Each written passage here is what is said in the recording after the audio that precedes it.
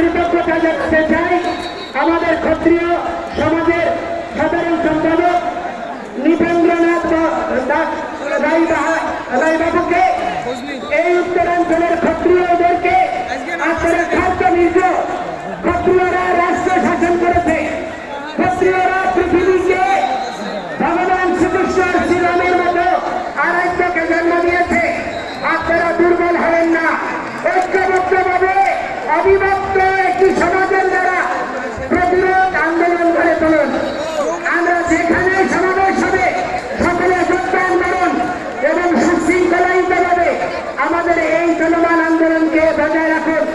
আপনারা প্রত্যেকে সহাবস্থান সুনিশ্চিত করে যদি আপনারা এগিয়ে না যান তাহলে এই রাষ্ট্র বিভক্ত হতেই থাকবে।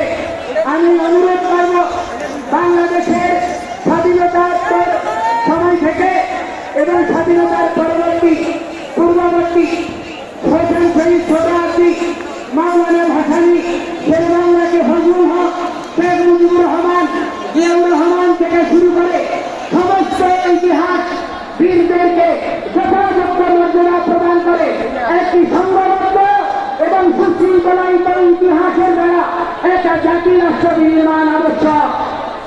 এই বিষয়ে আপনাদের সকলকে ভূমিকা রাখতে হবে। আজকে মিডিয়ার এখানে সকলের উপস্থিতি আমাদেরকে অনুপ্রাণিত করছে।